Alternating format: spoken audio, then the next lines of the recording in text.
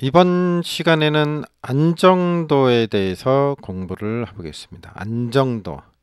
안정이라는 건 뭘 안정이라 그러냐? 전력을 안정적으로 공급하는 상태를 얘기했는데 전력 공급 능력을 바로 안정도라 그러고요. 얼마나 안정적으로 전력을 공급할 수 있는가? 이거를 안정도라 그럽니다.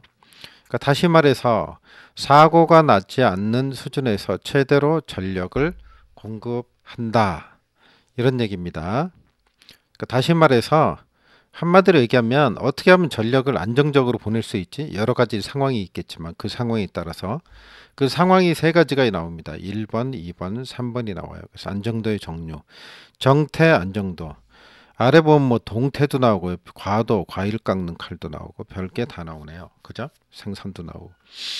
아, 이게 좀 쉬운 말을 쓰면 좋은데 왜 이렇게 어려운 말을 쓰는지 참 고칠 필요가 있다고 생각해요. 자, 어쨌든 뭐 이렇게 써 있으니까 문제를 풀려면 정태란 얘기는 정상적인 상태란 뜻이에요. 그냥 있는 거예요. 정상적인 상태를 줄여서 정태. 이제 일상적인 정태는 가장 평범한 상태라고 볼 수 있습니다. 그러니까 일상적인 우리의 생활을 하고 전력을 공급하고 쓴 상태에서 안정적으로 보낸다 이런 얘기죠. 그 기준이라고 보면 되겠죠. 그러니까 정상 상태에서 극한 안정 전력 이렇게 했는데 또 극한이란 말이 나와요. 뒤에 보면은 그래서 이거를 한마디로 줄여서 정태 안정 극한 전력이란 말을 씁니다. 풀면 정태는 정상적인 상태라 그랬죠. 정상적인 상태에서 그 다음에 안정적으로 안정이란 말이 있죠. 그죠? 최대로 이 말은 이제 극한이라 그럽니다. 극한 최대로 공급할 수 있는 그 다음에 전력 이런 말이 되죠. 그죠? 그걸 줄여서 정태 안정 극한 전력. 극한은 최대로 전력 보낼 수 있는 전력. 그렇죠? 이렇게 풀이할 줄 알아야 됩니다. 단순히 저 말만 시험지에서 보면 이게 무슨 얘기지? 극한은 또 뭐야? 뭐 이런 생각이 들 수가 있어요. 두 번째 동태 안정도인데요. 여기 동태는 원래 동태는 꽁꽁 얼리는 걸 동태라 그러는데 여기서 그 뜻이 아니고 반대의 뜻입니다. 동태는 움직임이 있다 이런 뜻이에요. 변화가 있다 이런 뜻이에요. 그러니까 우리가 그 전력을 공급할 때 AVR이라는 기구를 이용해서 전력을 공급하게 되는데요. 이거는 오토 볼테이지 레귤레이터 이거의 줄임말입니다. 그러니까 전압을 자동적으로 조정을 해서 전력을 공급한다는 얘기죠. 그죠? 이런 장치들을 써서 그래야지 일정하게 전압이 갈 거 아니에요? 이런 것들은 왜 필요하냐면 오토 볼테이지 레귤레이터 같은 거는 이제 우리가 정전압 방식을 선택하고 있기 때문에 그죠? 우리가 쓰는 가정용 뭐 기구 이런 거 전부 다 220V잖아요.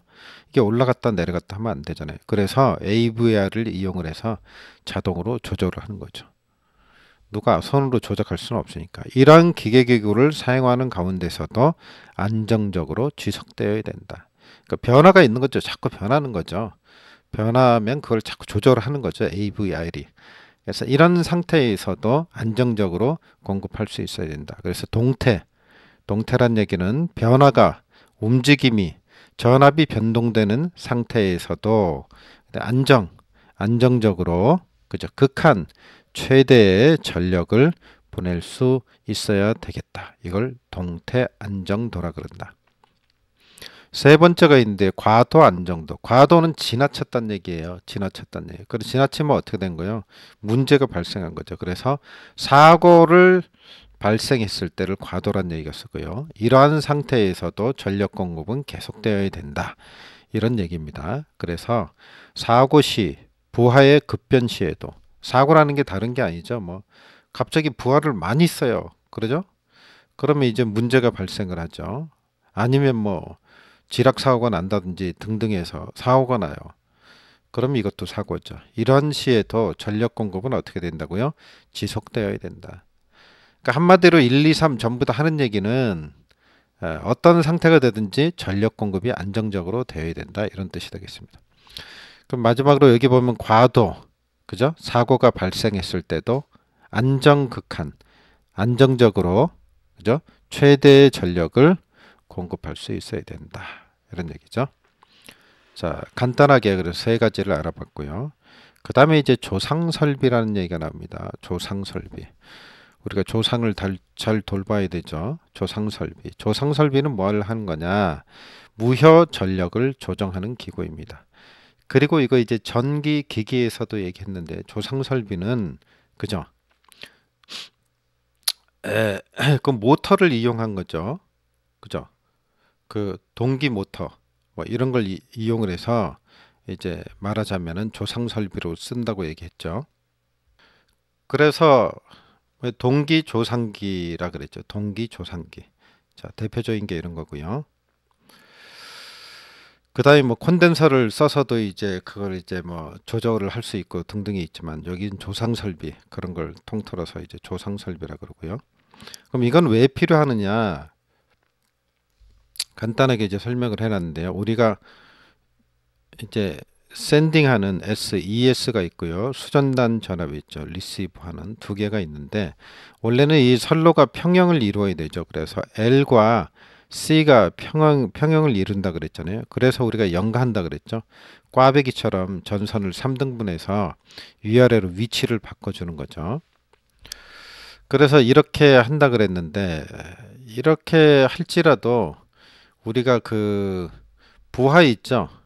평형을 이루었다 할지라도 우리가 이제 전기를 쓰는 대부분이 전부 다 L 성분이 많죠. 리액턴스 성분이 많기 때문에 L 성분이 많기 때문에 그렇죠. 이제 리액턴스가 아니고 L이라 그러겠죠. L 성분이 많기 때문에 그 왜 L 성분이 많으냐 우리가 쓰는 부하에는 예를 들어서 우리가 한전에 저기 발전소에서 발전하는 전기 있죠. 발전하는 전기가 100이라고 보면은 이 중에요. 모터 있죠, 모터. 모터가 소비하는 게 50% 이상이 된다 그래요. 모터 말이에요. 그 예를 들어서 뭐 전철이나 이런 것도 에스컬레이터 모터로 돌리죠. 선풍기 모터로 돌리죠. 안 쓰이는 데가 어디 있어요. 하다못해 저기 뭐야 그 뭐 호두과자 굽는데 자동으로 하려면 그 모터로 돌려야죠. 뭐 그 외에도 수만 가지 모터 제품이 많습니다. 그래서 저도 처음에 보고 야 그런가 할 정도로 이렇게 많더라고요. 그러다 보니까 이게 전부 다 코일 성분이죠. 그래서 L 성분이 많아요. L 성분이 많아요. 그래서 여기다 이제 사실은 어떻게 해야 되냐면 선로에서 가지고 있는 L이 있고 여기 플러스 L 다시가 있다고 봐야죠. 그죠? 선로가 가지고 있는 L하고 이제 그 다음에 그 수용가에서 이제 발생하는 L 성분하고 그래서 우리는 L 자체가 보통 이렇게 커요. 크게 돼 있어요. 자, 전체 부하는 이렇게 L이 크게 돼 있다 이런 얘기죠. 그러니까 다시 말해서 L이 크다는 얘기는 유도성이란 얘기죠. 용량성이 아니고. 그래서 우리가 여기 이제 LC 평형을 맞추기 위해서 우리가 선로에서 유도 장애를 경감하고 병렬 공진 이거 병렬이 잘못됐네요. 직렬 공진이죠. 여기도 바꿔주시기 바랍니다. 그래서 이제 연가를 하기도 했잖아요. 앞에 본 거. 그래서 직렬 공진을 방지하기 위해서 연가를 했었죠. 어쨌든 이렇게 하는데 그 다음을 보겠습니다. 전압은 선로 부하의 유도성 때문에 좀 전에 설명드렸고요. 떨어질 수밖에 없다.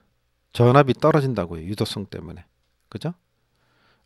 전압 강화가 생기는 거 아니에요. 일종의 저항 성분이니까.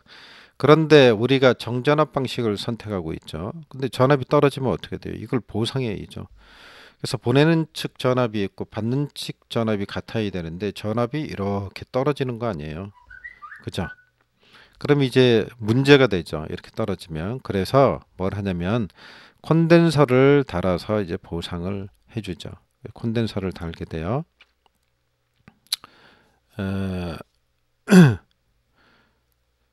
전압이 떨어진 걸 이제 보상을 한다 이런 얘기죠. 그래서 이제 이걸 어떻게 되냐면 우리가 이제 블로 리액터로 조절을 해주죠. 요거 이제 다른 얘기가 될 수가 있는데 좀 헷갈릴 수가 있으니까 제가 좀 써놓은 게 좀 헷갈리게 써놨네요. 자, 아래쪽부터가 있습니다. 블로 리액터가 아니고요.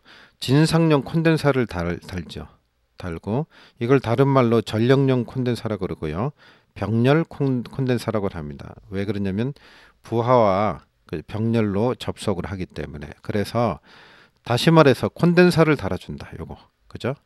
콘덴서란 말을 전력용 콘덴서라 그러기도 하고 진상용 콘덴서라 그러기도 하고 병렬 콘덴서라 그러기도 합니다. 보통은 어느 말을 제일 많이 쓰냐면 이제 전력용 콘덴서라는 용어를 많이 씁니다. 가끔 이제 진상용 콘덴서란 말이 나오기도 하고요. 그래서 어떻게 돼요? 이렇게 떨어진 거를 이렇게 떨어진 거를 위로 보상을 해주는 거죠. 올려주는 거죠. 왜? 요 평형이 되도록. 왜요? 우리는 정전압 방식을 하기도 무슨 일을 쓰든지 여기를 맞춰줘야 되거든요. 요 평형을. 근데 이게 이제 우리가 가면서 선로 중간에요. 정전 용량이 발생하죠. 쉽게 말해서 콘덴서가 땅하고 선로 사이에 정전 용량이 발생하기 때문에 쉽게 얘기하면 이제 콘덴서가 생긴다는 얘기죠. 그죠? 보이지 않는 콘덴서들이. 이게 많이 쌓여서 전압이 올라가는 경우가 있습니다. 이렇게. 그죠? 수전단 전압에서. 이걸 뭐라 그랬냐면 송전단 전압보다 커지는 현상을 페란티 현상이라 그랬죠. 그래서 기억나죠? 페란티 현상. 그래서 선로 중간에 정전 용량 때문에 전압 이열이 오히려 상승하게 된다. 그래서 또는 경부하시나 무부하시에도 이런 현상이 일어날 수 있죠. 그죠? 예를 들어서 전기를 많이 안 써요. 뭐 이렇게 되면은 또 이게 올라갈 수 있죠. 그래서 원래 이제 기본은 항상 L과 C를 맞춰줘야 되는 거죠. 이퀄 관계가. 이렇게 되면 이제 이퀄 관계가 안 되니까 문제가 되는 거죠. 그 정전 용량 때문에 결론은 이렇게 올라가는 상태가 되었을 때 이거를 이제 우리가 보상을 해야 되는데 이제 고쳐줘야 되는데 어떻게 해야 되느냐. 이때는 어떻게든 끌어내려야 되죠. 정전압 방식을 쓰고 있기 때문에. 그래서 션트 리액터라고 했어요. SHR. 이걸 다른 말로 블로 리액터라 그럽니다. 이거를 써서 이제 떨어뜨려 주게 됩니다. 그 다음에 이제 뭐 동기조상기 등을 써서 중간중간에 뭐 해주기도 하고요. 그래서 이제 블로 리액터는 꼭 알고 있어야 되는 상황이죠.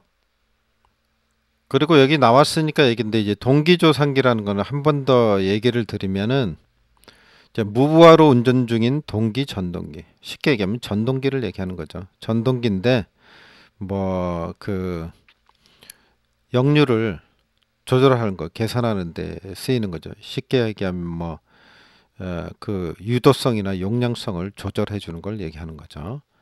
그러니까 뭐 간단합니다. 제가 얘기 드린 게 뭐 복잡하게 아니고 간단하게 생각하면 돼요. 송전단 전압이 있고, 그죠? 만약에 수전단 전압이 있다.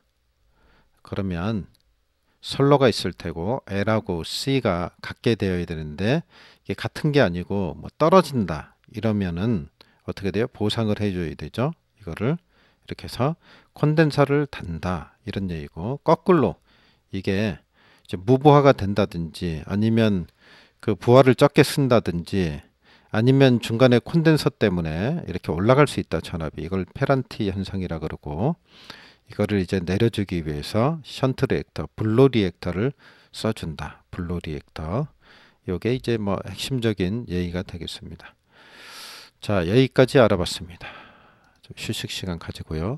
또 공부하겠습니다.